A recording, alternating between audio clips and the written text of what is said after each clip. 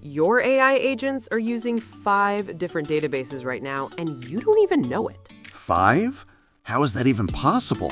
So we're looking at SurrealDB as a single solution, how it handles all these models and the actual Docker deployment? By minute 4, you'll see exactly how to replace your entire stack with one container. Let's get into it. Welcome to the Platform Engineering Playbook Daily Podcast. Today's news and a deep dive to help you stay ahead in platform engineering. Today, we're diving into the multi-model database for AI agents. Deploy SurrealDB with a Docker extension. Stick around to the end for today's headlines. Let's dive right in.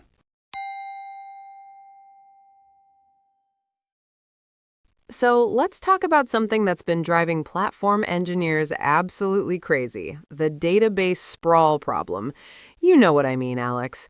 Every AI project starts simple, then suddenly you're managing PostgreSQL for your relational data, MongoDB for documents, Neo4j for graphs, Pinecone for vectors, and InfluxDB for time series data. Oh man, I've lived this nightmare. Last quarter, we had 6 different databases for one AI agent project. The operational overhead was insane. And that's exactly why SurrealDB caught my attention. They're claiming to solve this polyglot persistence problem with a single multi-model database that handles all these data types natively. Built in Rust, runs anywhere, including as a Docker extension. Wait, hold on. A database that does everything? It sounds like the classic jack of all trades, master of none situation. How can one database efficiently handle vectors and graphs and time series data? That's the right question to ask. And here's what's interesting. They're not trying to be the absolute best at each individual model. They're optimizing for something different, the intersection of these models in AI workloads. Think about a typical RAG application. Right. You need vector search for semantic similarity, but also relational data for user permissions, graph traversal for knowledge relationships. Exactly. And currently, you're writing glue code between 3 or 4 different systems, dealing with consistency issues, managing multiple connection pools, debugging distributed transactions. The complexity compounds fast. Plus the latency. Every hop between databases adds milliseconds. For real-time AI agents, that's a killer. Let me paint you a picture of what this looks like in practice. Say you're building a WhatsApp chatbot with RAG capabilities, which is actually one of their demo applications. Traditional architecture, you'd need PostgreSQL for user data and chat history, a vector database for embeddings, maybe Redis for session state, and potentially a graph database if you're modeling conversation flows or knowledge graphs. And don't forget the synchronization nightmares, keeping all that data consistent across systems. With SurrealDB, it's all in one place. One query language, SurrealQL, that can traverse graphs, perform vector searches, and join relational data in a single statement. No ETL pipelines, no sync jobs, no consistency gaps. Okay, but what about performance? Specialized databases are optimized for their specific use cases. How does SurrealDB compare when you're doing, say, complex graph traversals? That's where the trade-offs come in, and we'll dig deep into the benchmarks. But here's the key insight. For AI workloads, the bottleneck isn't often the individual query performance. It's the orchestration overhead, the network latency between services, and the complexity of maintaining consistency across systems. So they're betting that a 20% hit on individual operations is worth it if you eliminate 80% of your infrastructure complexity? Precisely. And with their Docker extension, you can test this hypothesis in minutes, not weeks. Spin up a container, import your data, and see if the trade-offs work for your use case. But what about scale? These multi-model databases always seem great for prototypes, but fall apart under production load. Coming up, we'll dig into exactly how they've architected this thing, from the storage engine to the query planner to the distributed consensus model. We'll look at real benchmarks, discuss where it shines and where it struggles, and most importantly, help you figure out if this is right for your AI infrastructure.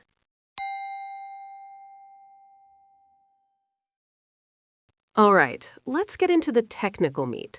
SurrealDB's architecture is fascinating because they've made some very deliberate choices about what to optimize for. At its core, it's built on a custom storage engine that uses a key value foundation with multiple indexing strategies layered on top. So how do they handle something like vector search efficiently? That's completely different from B-tree indexes for relational queries. They've implemented HNSW, Hierarchical Navigable Small World, indexes for vector operations, which is the same algorithm Pinecone and Weaviate use. But here's the clever part. These indexes live alongside traditional B trees and graph adjacency lists in the same storage layer. When you run a query that combines vector search with relational filters, the query planner can optimize across all these index types. Oh, that's actually smart. So instead of doing a vector search in one system and then filtering results in another, it's all happening in one query execution plan?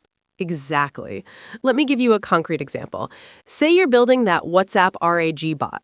A typical query might be find messages similar to this embedding, but only from conversations in the last 30 days where the user has premium access. In a traditional stack, that's 3 different database calls. Vector search in Pinecone, date filtering in your time series database, and permission check in PostgreSQL. In SurrealDB, it's one query. Select star from messages where vector.similarity of embedding $query embedding is greater than 0.8 and created at is greater than time.now minus 30 days and user.subscription equals premium. Order by vector.similarity of embedding $query embedding. That's actually really clean. But what about performance at scale? So I dug into their benchmarks. On pure vector search, they're about 15 to 20% slower than specialized vector databases like Pinecone. On graph traversals, they're roughly 25% slower than Neo4j for complex multi-hop queries. But here's the kicker. For mixed workloads where you're combining these operations, they often come out ahead because there's no network overhead, no serialization between systems. What about write performance? That's usually where multi-model databases struggle. Good catch. Their write path is optimized for consistency over raw throughput. They're using a modified MVCC, multi-version concurrency control system, that maintains ACID properties across all data models. For pure write throughput, you're looking at about 60 to 70% of what you'd get with MongoDB or Cassandra. That's a significant hit for high-volume streaming data. It is, but remember the use case. For AI agent memory, knowledge graphs, and RAG systems, you're typically not doing millions of writes per second. You're doing complex reads that span multiple data models. That's where SurrealDB shines. What about the operational side? How does it handle distribution and scaling? They've built in a Raft-based consensus system for distributed deployments. You can run it as a single node for development, scale to a 3-node cluster for high availability, or go full distributed mode with sharding based on record IDs. The Docker extension actually makes testing these different modes really straightforward. But Raft means strong consistency, which usually means higher latency for writes across regions. True, but they've added some clever optimizations. Read replicas can serve eventually consistent reads for queries that don't need strict consistency. And they support something called local writes, where you can write to a specific node and let it replicate asynchronously. So you can tune the consistency model based on your needs. What about the query language? How expressive is SurrealQL compared to, say, SQL or Cypher? This is where it gets interesting.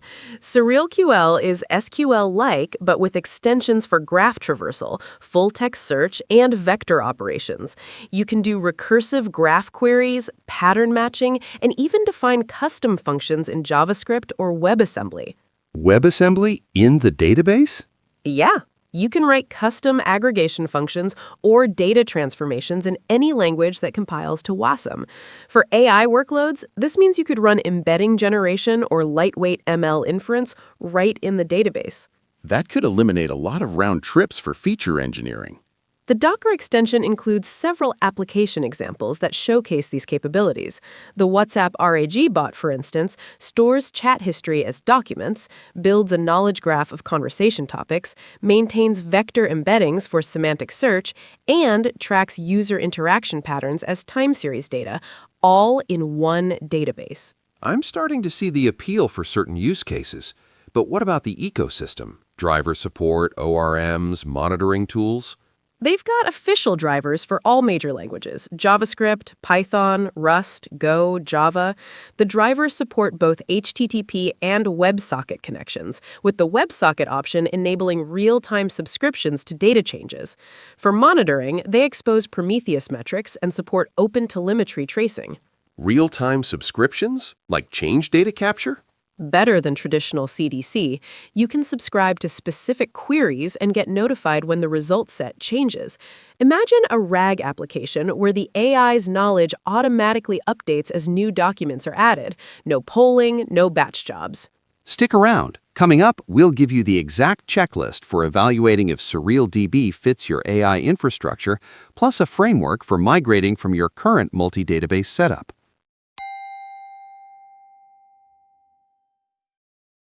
All right, let's get practical. When should you actually consider SurrealDB for your AI infrastructure? I've put together a decision framework based on what we've discussed. Yeah, because it's not going to be right for everyone. What are the sweet spots? First sweet spot, you're building AI agents that need persistent memory across multiple dimensions. If your agent needs to remember user preferences, relational, conversation history, documents, knowledge relationships, graph, and semantic understanding, vectors, SurrealDB could replace 4 different systems. Makes sense. What about team size? This feels like it could be a game changer for smaller teams. Absolutely. If you're a team of 5 engineers trying to ship an AI product, managing PostgreSQL, Redis, Elasticsearch, and Pinecone is a full-time job. With SurrealDB, one engineer can handle the entire data layer. But larger teams might have specialized database experts who can optimize each system individually. Exactly. Here's my rule of thumb. If you have fewer than 20 engineers, or if more than 30% of your time is spent on database integration and glue code, SurrealDB is worth evaluating. If you have dedicated teams for each database technology and they're running smoothly, the migration cost might not be worth it. What about specific anti-patterns? When should you definitely not use SurrealDB? 3 big ones. First, if you need absolute best-in-class performance for a single data model, like if you're doing billions of vector searches per day, stick with specialized databases. Second, if you're already heavily invested in a specific ecosystem, like MongoDB's aggregation pipeline or PostgreSQL's extensions. Third, if you need very specific features like Elasticsearch's analyzers or TimescaleDB's continuous aggregates. So it's really about the 80-20 rule. It handles 80% of use cases well enough that the simplification is worth it. Now, let's talk migration strategy. The Docker extension makes this really low risk. Here's your playbook. First, identify your highest pain integration point, usually where you're joining data across multiple databases. Second, prototype that specific workflow in SurrealDB using the Docker extension. Third, benchmark not just query performance, but total request latency, including all the orchestration overhead. Any specific gotchas people should watch for during migration? The biggest one is query pattern differences. If you're used to MongoDB's aggregation pipeline or Neo4j's Cypher, there's a learning curve with SurrealQL. Also, some advanced features from specialized databases might not have direct equivalents. You'll need to architect around these limitations. What about the future? Where do you see this multi-model trend going? I think we're going to see more consolidation. The pendulum swung hard toward microservices and polyglot persistence, but the operational complexity is crushing teams. Not everyone will go full multi-model, but I expect more databases to add secondary models. PostgreSQL adding vector support is just the beginning. And for AI specifically? AI is going to drive this consolidation. These systems need such diverse data types: structured metadata, unstructured documents, relationship graphs, embeddings, time series events that managing separate systems becomes untenable. I predict within 2 years, every major AI framework will have preferred multi-model database integrations. So, what's your key takeaway for platform engineers listening? Here's the thing. The best database architecture isn't always the most technically optimal one. It's the one your team can actually operate and evolve. If you're spending more time managing database connections than building features, if your on-call is dominated by data sync issues, if new engineers take weeks to understand your data topology, those are signals that consolidation might help. Even if it means some performance trade-offs. Exactly. And here's my challenge to everyone listening. Take 1 hour this week, spin up the SurrealDB Docker extension, take your most painful cross-database query, and try to implement it in Surreal2L. You might be surprised by how much complexity just disappears. And if nothing else, it'll make you think differently about your data architecture. That's the real insight here. Whether or not you adopt SurrealDB, this multi-model approach forces you to question assumptions. Do you really need 6 different databases? Is that complexity serving your users or just creating work? Sometimes the most innovative thing you can do is simplify. And sometimes the best platform engineering decision is choosing boring, stable, unified infrastructure that just works. Couldn't have said it better myself. The future of AI infrastructure might just be about doing more with less. Before we wrap up, let's catch up on this week's infrastructure news. There's a fascinating new development in vulnerability management that platform engineers need to know about. Red Hat just published an article on the contextual SBOM pattern, and it could be a game changer for how we track dependencies. Contextual SBOM. How's that different from the regular software bill of materials we're already using? So traditional SBOMs give you a flat list of components, but this new pattern adds hierarchical relationships between container images and their parent builds. It's like going from a grocery list to a full recipe with instructions. Oh, that's brilliant. So you can actually trace vulnerabilities through the entire build chain instead of just knowing they exist somewhere in your stack. Speaking of complex systems, there's a new paper on Archive about something called spectral collapse in diffusion inversion that caught my attention. The researchers found that deterministic inversion methods completely fail when the source domain is spectrally sparse compared to the target. That sounds pretty theoretical. Why should platform engineers care about diffusion models? Well, as we integrate more AI workloads into our platforms, understanding these failure modes becomes crucial. If you're running inference services, this could explain why certain model inversions are producing garbage outputs. And speaking of AI infrastructure, India just announced they're targeting over $200 billion in AI infrastructure investment by 2028. TechCrunch reports they're rolling out tax incentives and venture capital support. That's massive. They're clearly positioning themselves as a global AI hub. For platform teams, this could mean new data center locations and potentially different compliance requirements if you're deploying globally. 200 billion, though? That's ambitious even by AI hype standards. Now, for our software releases, Istia 1.29.0 just dropped, and this is a significant update for service mesh users. The release notes highlight improved ambient mesh capabilities and a new telemetry v2 API that's much more efficient. Finally, the telemetry overhead has been a pain point. What about breaking changes?